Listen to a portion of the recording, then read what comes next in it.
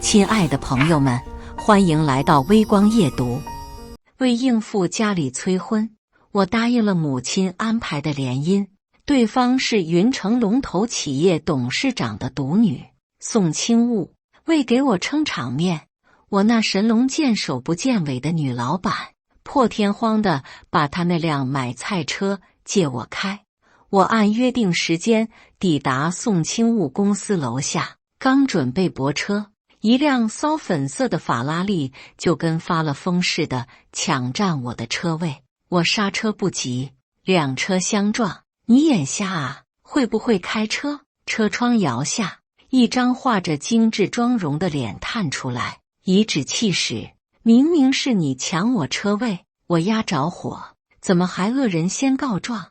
对方轻蔑一笑，你的车位新来的吧？不知道在云城万物都姓宋吗？我懒得跟他废话，直接拨通了未婚妻的电话。听你的人说，你们宋家在云城能一手遮天。接下来开始我们本期故事，记得点击订阅并开启小铃铛。要不是看在我妈的面子上，这趟浑水我根本不想趟。撞了我老板素婉晴的车，可不是赔钱那么简单。如果这位素未谋面的未婚妻态度好点，我或许还能想办法把事压下去。我很忙，有事快说。电话那头，宋清雾的语气里满是冰冷的优越感。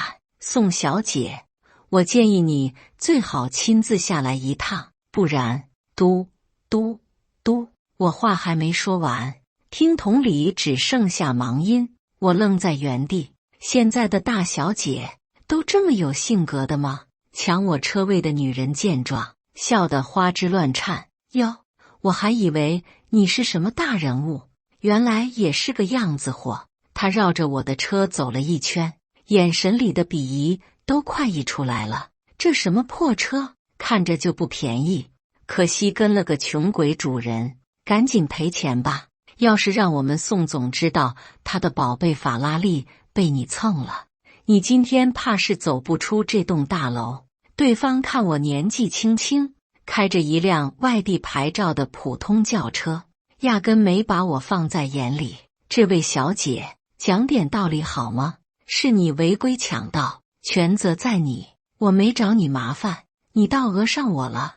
我指了指头顶的监控，这儿可全程录像。你要是再胡搅蛮缠，信不信我现在就报警？对方一听我要报警，气焰更加嚣张。外地人，省省吧你！警察来了，你也只会赔得更多。他越说越激动，一股浓烈的香水味混着酒气扑面而来。我眉头一皱，眼睛眯了起来。你不让报警，是喝酒了？话音刚落，对方猛地推了我一把。老娘喝没喝酒，关你屁事！赶紧赔钱，敢赖账，我让你在云城混不下去。这些年，我一直待在峰顶，一个游离于常规商业体系之外的特殊机构，专门处理一些见不得光的商业烂摊子。我们这种人最忌讳和地方势力起冲突，见对方如此蛮横，我心头的火也蹭蹭往上涨。明明是你撞了我的车，还倒打一耙，你是懂颠倒黑白的。此话一出，周围看热闹的职员顿时一片哗然。我靠，这哥们胆子真肥，连检助理都敢对，不要命了。宋总的法拉利，平时大家躲都来不及，他竟然敢撞上去，妥妥的显眼包啊！只能说他运气不好，惹谁不好，偏偏惹到检助理，那可是宋总身边最得宠的闺蜜兼首席智囊。随着议论声越来越大，被称作检助理的女人愈发得意。外地人，你他妈敢骂我？我看你是活腻了。面对她的威胁，我压根不在乎，甚至有点想笑。检助理是吧？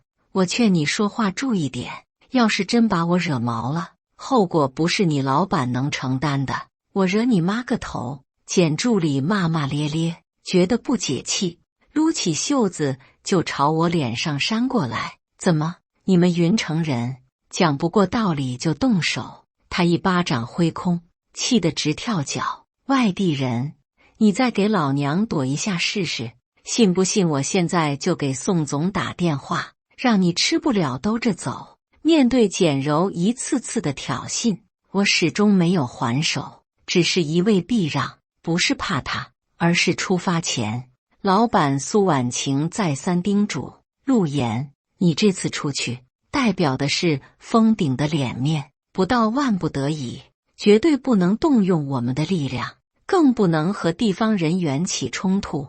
况且我也不会打架，我一旦出手，就不是断手断脚那么简单了。简柔见我始终不还手，以为我怂了，抡圆了胳膊又朝我冲来。千钧一发之际，身后传来一声冰冷的怒喝：住手！简柔，你好歹也是我的首席助理，怎么能在大庭广众之下跟人动手？一个身穿高定职业套裙的女人，在一众保镖的簇拥下，快步走到我面前。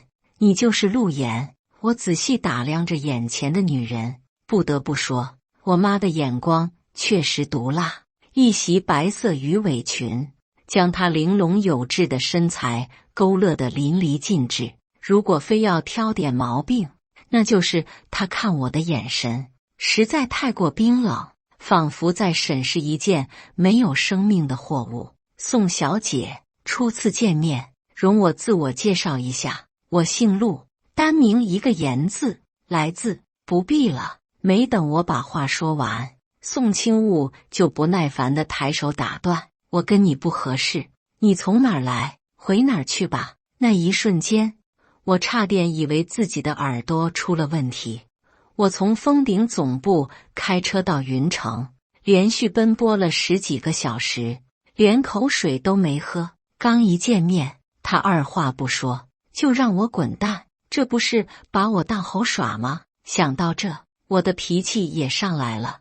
你应该就是我妈替我安排的联姻对象，宋清雾，没错吧？你连我是谁都不知道，就让我走人，这不合规矩吧？听完我的话，宋清雾的脸色瞬间沉了下去。规矩？姓陆的，你回头看看这栋大楼，你觉得自己配得上我吗？说着，他用挑剔的目光将我从头到脚扫了一遍。也不知道我爸怎么想的，竟然让我嫁给你这么个废物。此话一出，现场再次沸腾。什么？这男的是宋总的未婚夫？这瓜保熟吗？看他那穷酸样，也想癞蛤蟆吃天鹅肉，他配吗？配几把？宋总是我们云城所有男人的梦中女神，我第一个不服。这门亲事，我王多鱼第一个反对。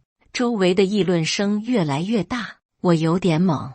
我什么时候说过要娶她了？退一万步讲，就算我想娶，那也得经过老板苏婉晴点头才行。行，我是废物，你是大小姐，可以了吧？既然宋小姐看不上我，那能不能麻烦把彩礼还给我？我妈在电话里特意交代过，如果婚事不成，聘礼必须原封不动地拿回来。实际上，我妈根本没提过这事，我就是单纯看不惯她那副高高在上的样子。我话音刚落，简柔立刻跳了出来：外地人，你瞧不起谁呢？宋总可是我们云城最年轻的女首富，会差你那点破钱？看到眼前这一幕，我才深刻理解了狗仗人势这4个字的含义。简助理，我只是想拿回属于我的东西，这跟他是不是首富有关系吗？宋清雾听完我的话，一张俏脸涨得通红。不就是100万吗？还你就是了。他当场掏出手机，准备给我转账。我给你200万，多出来的100万就当本小姐赏你的路费。我勾了勾唇角，朝他微微一笑。那可真是谢谢宋小姐的慷慨了。就在我准备转身离开时，简柔突然指着我的车间叫起来：外地人，你给我站住！我脚步一顿，缓缓回过头。怎么，简助理还想请我吃饭？简柔朝我阴险一笑，凑到宋清雾耳边低声说了几句。下一秒，这位号称云城最年轻的女首富当场暴怒：姓陆的，你竟然敢撞我的车！看简柔那表情，我大概能猜到，她肯定在宋清雾面前添油加醋，把我描绘成了一个蓄意碰瓷的乡巴佬。借刀杀人这一招，他玩得可真溜。单凭刚才宋清雾对我的态度，我深知任何解释都是徒劳，索性懒得浪费口水。说吧，要多少钱？我赔。宋清雾似乎没想到我这么爽快，眼神里闪过一丝诧异。赔？你赔得起吗？这辆法拉利是我爸送我的20岁生日礼物，全球限量5台，国内就这一辆，上面随便吊块漆，都够买你这条贱命了。你拿什么赔？我挑了挑眉，嘴角挂着一丝若有若无的笑意。宋小姐，你只管开价，至于赔不赔得起，那是我的事。2000万。我话音刚落，简柔再次抢先发言：整个车头都撞凹进去了，国内肯定修不好，必须送回意大利原厂返修。此话一出，周围的吃瓜群众纷纷倒吸一口凉气，就连车主本人宋清雾都有些惊讶。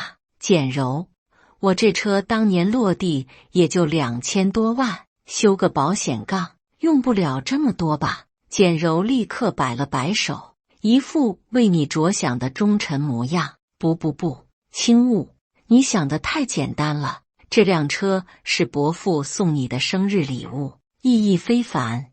这已经不是钱的问题，是感情和面子的问题。我让他赔2000万，都算是看在他可怜的份上了。宋清雾听完简柔的话，觉得很有道理，低头沉思起来。好，2000万就2000万，没问题。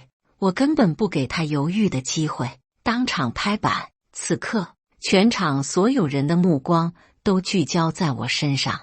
有人觉得我是在打肿脸充胖子，有人觉得我是扮猪吃老虎，更多的人则是在等着看我的笑话。不过这些对我来说都不重要，重要的是我的车也被撞了。虽然没有法拉利那么惨烈，但车尾部分也出现了明显的划痕和凹陷。如果这只是一辆普通的车，就简柔刚才那一下，恐怕早就散架了。既然宋小姐的车谈妥了，接下来是不是该谈谈我的车了？说着，我话锋一转，嘴角不自觉地微微上扬。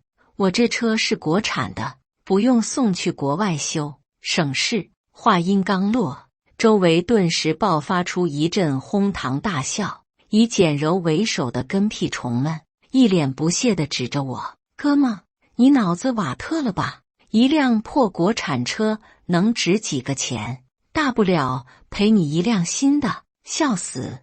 这年头居然还有人开国产车来相亲，简直是把脸丢到姥姥家了。我目光扫过全场，冷冷开口：各位，我这辆车虽然是国产的，但它有编号。趁现在天还没黑，我劝你们赶紧打电话问问家里的长辈，这个编号代表着什么？什么编号不编号的，不就是一辆破车吗？能值几个钱？简柔对我善意的提醒嗤之以鼻。外地人，你说了这么多，不会是想赖账吧？别怪我没警告你，今天你要是拿不出2000万，就别想活着离开云城。短短不到1个小时，竟然有人连续威胁我2次，这是我进入封顶以来连做梦都不敢想的待遇。我不再废话，当着所有人的面掏出手机：喂，老板，是我，陆岩。电话那头传来苏婉晴慵懒中带着一丝调侃的声音：小妍子，这么快就给我打电话？未婚妻见到了，漂不漂亮？满不满意？我幸灾乐祸地瞥了对面的简柔一眼，轻声开口：老板，未婚妻的事说来话长，我现在有个紧急情况向您汇报。您借我的那辆买菜车被人给撞了。你说什么？电话那头的苏婉晴当场从老板椅上弹了起来，声音瞬间冷了8度。陆岩，你确定不是在跟我开玩笑？那可是信实，谁敢撞？我不紧不慢地继续说道：老板，我哪敢拿这种事跟您开玩笑啊！撞您车的人让我赔他2000万，还扬言说不给钱就不让我活着离开云城。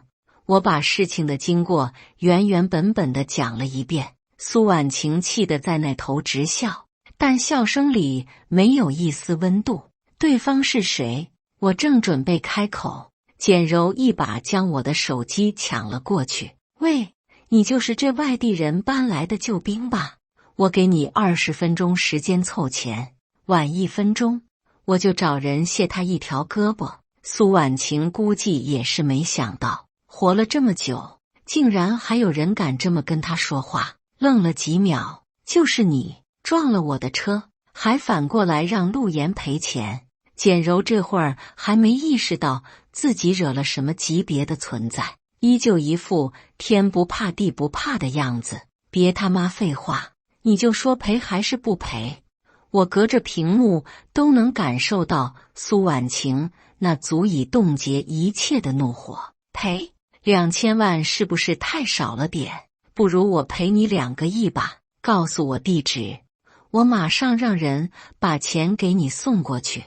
简柔也没想到对方比他还横，当场就对了回去：老女人，你在这儿跟我装什么大尾巴狼呢？赔2个亿，你要是敢赔，老娘就敢收。云城宋氏集团大厦，我要现金。挂断电话，简柔一脸得意地看向自己的老板宋清雾，那表情像是在邀功。看到这滑稽的一幕，我实在是没忍住，当场笑出了声。宋小姐，你可真是招了个好助理啊，连信使都敢碰瓷。放眼全国，我还真没见过像他这么勇的。听完我的话，简柔满不在乎地轻哼一声：切，我管你什么信使不信使的，你还有不到10分钟。就在这时，人群中不知谁惊呼了一声：你们快看天上！众人闻言纷纷抬头，10几架印着封顶标志的重型运输无人机正浩浩荡荡地朝着这边飞来。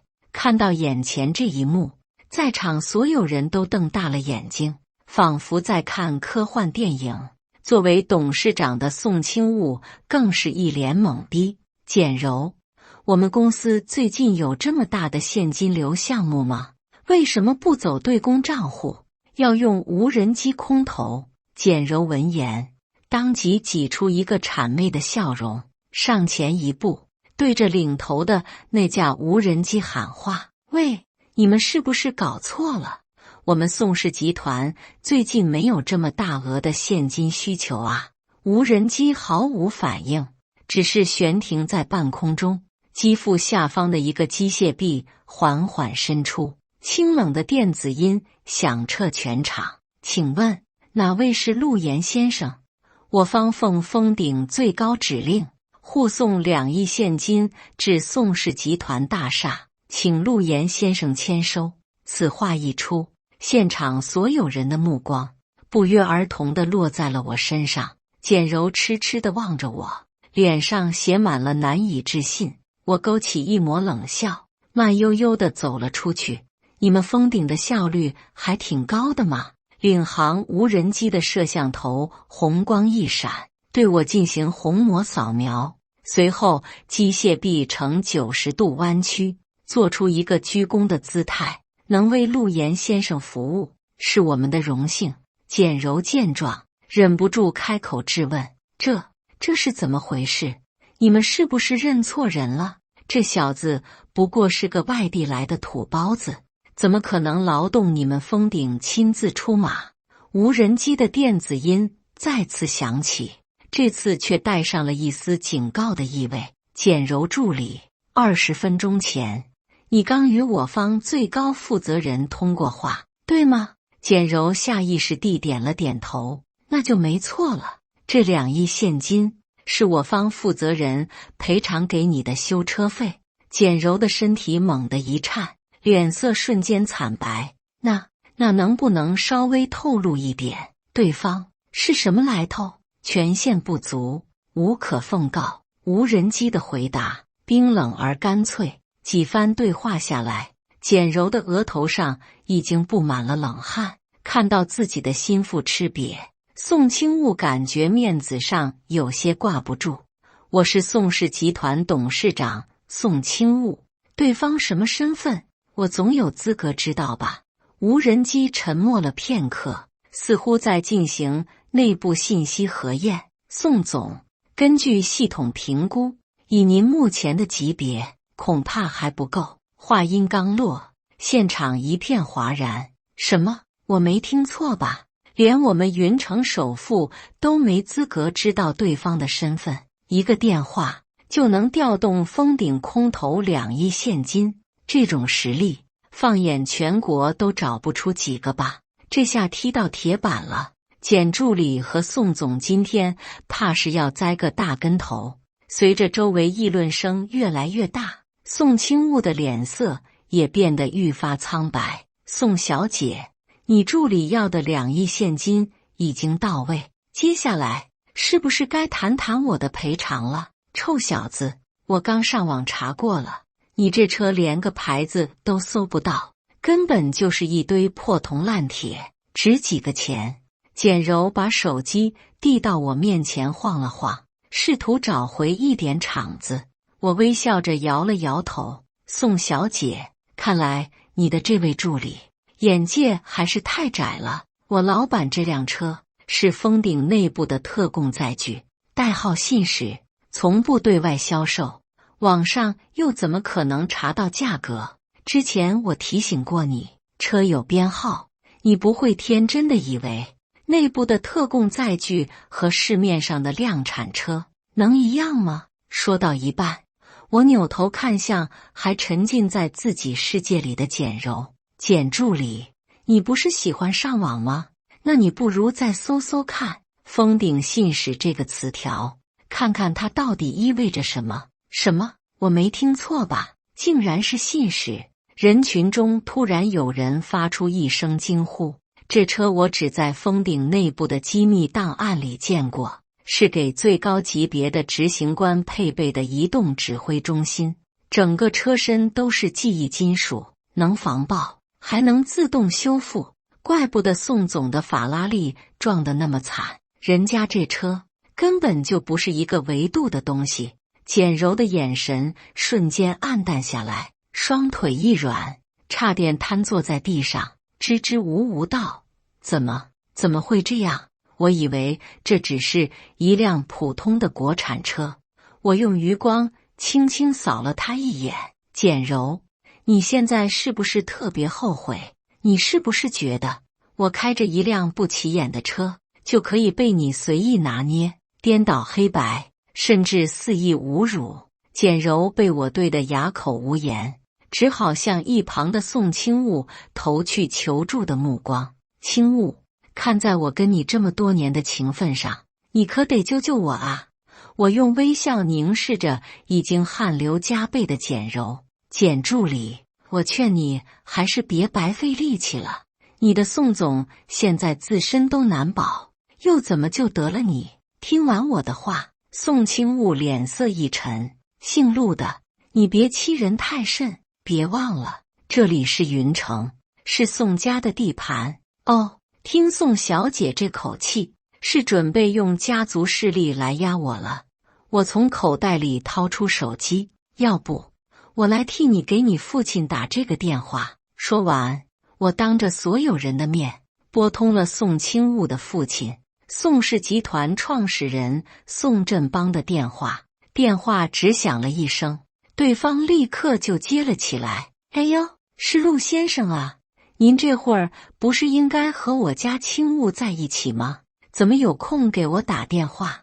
我意味深长地看了宋清雾一眼，不紧不慢地开口：宋振邦，我现在只想问你一个问题，你们宋家是不是觉得这些年在云城过得太安逸了？还没等对方反应过来，我学着简柔之前对我老板说话的口气，给你10分钟赶到宋氏大厦，否则我不介意让云城的首富换个人来当。电话那头，宋振邦沉默了足足10秒，随后我听到了茶杯摔碎的声音：陆先生，您先消消气，我马上到，马上到。几番对话下来，在场众人直接惊掉了下巴。我靠，这哥们到底什么来头？连宋氏集团的创始人都不放在眼里，这里可是云城，就算他有通天的本事，强龙也压不过地头蛇啊！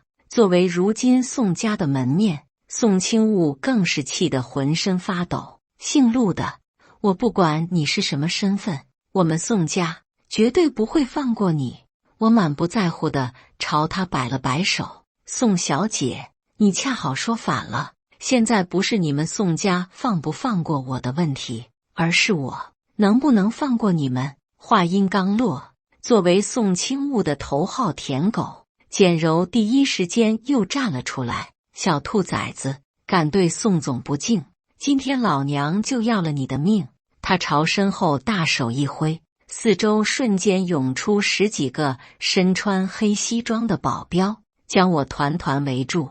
我注意到这些人的胸前都佩戴着宋氏集团的安保名牌。都给我住手！千钧一发之际，一道急切的声音从远处传来，一位气度不凡的中年男人气喘吁吁地跑到我跟前：陆先生，万分抱歉，让您受惊了。看到眼前这剑拔弩张的场景，宋振邦的脸都吓白了。陆先生，我没来晚吧？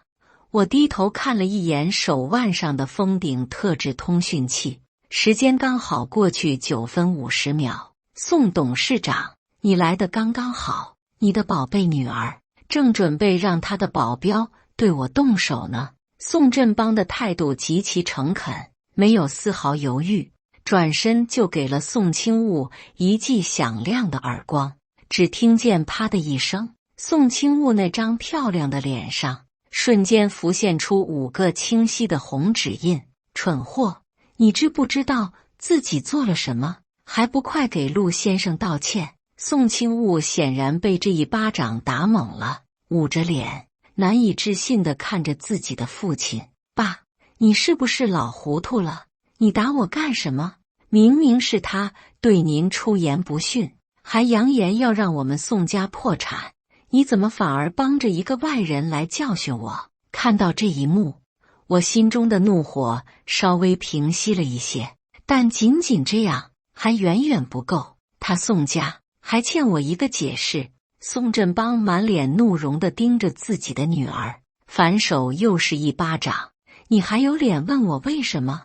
陆先生这么做自然有他的道理，什么时候轮到你来指手画脚了？说着，他回过头对我赔了个笑脸，然后再次面向那群保镖：今天所有对陆先生不敬的员工一律开除。不得不说，这位集团创始人的手腕比他那个不成器的女儿要高明太多。宋振邦的话掷地有声，可宋清雾的脑子里却是一片浆糊。他怎么也想不明白，自己的父亲为什么会为了一个素不相识的外人发这么大的火。只可惜，这其中的缘由只有极少数人知道，而宋振邦恰好就是那极少数人之一。宋老董事长，这小子摆明了就是看不起咱们宋家。宋总这么做也是为了维护公司的颜面，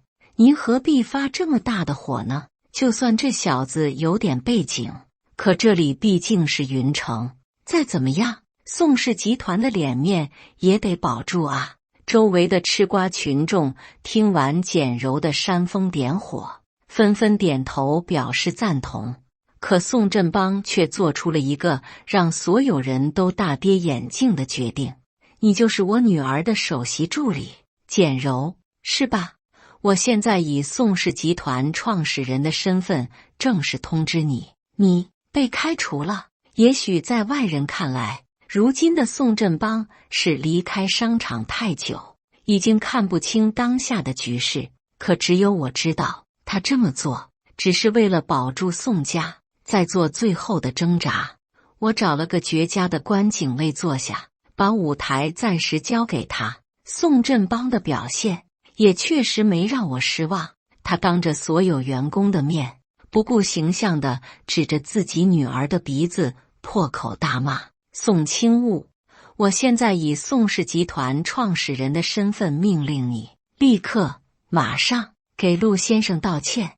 你若是还敢冥顽不灵，继续胡搅蛮缠下去，我就当没你这个女儿。说完，他挺直腰杆，像一尊护法金刚，挡在我身前。宋振邦这番话如同压死骆驼的最后一根稻草，一边是宋氏集团的尊严，一边是自己的亲生父亲。宋清物陷入了沉默。就在现场气氛凝固到极点的时候，我缓缓站了起来，道歉就不必了，我跟你们宋家的缘分差不多也到头了。宋振邦闻言顿时惊出一身冷汗。陆先生，要不您开个价？我扯了扯嘴角，玩味地笑了。宋董事长让我开价是什么意思？是打算用钱来摆平这件事吗？不瞒您说，我这些年也处理过不少麻烦，但还真没见过像您女儿这般目中无人的大小姐。如果今天站在这里的是个普通人，宋董事长是不是连亲自跑一趟的必要都没有？一个电话就能让人从云城消失？宋振邦浑身一颤，冷汗涔涔，根本不敢与我对视。陆先生，今天的事的确是小女的错，我愿意做出任何补偿，您只要肯开口，我宋振邦绝不还价。说到做到，宋清物从未见过父亲如此卑微的模样。为了在员工面前挽回一丝颜面，他抢先一步开口：爸，我们宋家在云城好歹也是有头有脸的家族，你怎么能随随便便向一个外人低头？我抬头与他对视，语气中带着一丝戏谑。所以，宋小姐到现在还觉得你们宋家在云城可以只手遮天，对吧？虽然我这些年很少和外界接触，但经我手处理掉的大佬，没有100也有80，无论是财力还是势力，他宋家在我处理过的名单里，连前50都排不上。姓陆的，我告诉你，我可不像我爸那么好糊弄，你要是真有本事，就尽管使出来。我宋清物要是皱一下眉头，就不算云城第一白富美。我低头看了眼通讯器上的时间，冷笑出声：宋小姐，自信是好事，但盲目自信就是你的不对了。你常常挂在嘴边引以为豪的宋家，在我看来也就那么回事。此话一出，宋振芳的脸色瞬间变得煞白，他正准备开口求情，我立刻抬手打断：宋董事长，刚才你女儿说的话你也听到了吧？我今天要是不拿出点真本事，别人还真以为我这个外地人好欺负呢。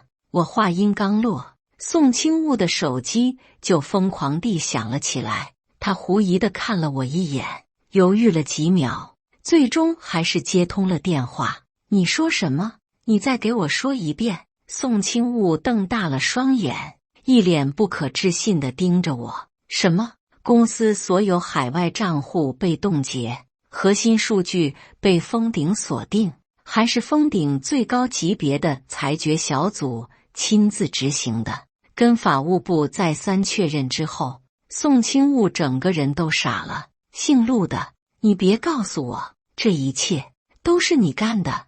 宋清悟此刻的表情告诉我，哪怕亲耳听到公司濒临破产的消息，他依然不肯相信我有这个能力。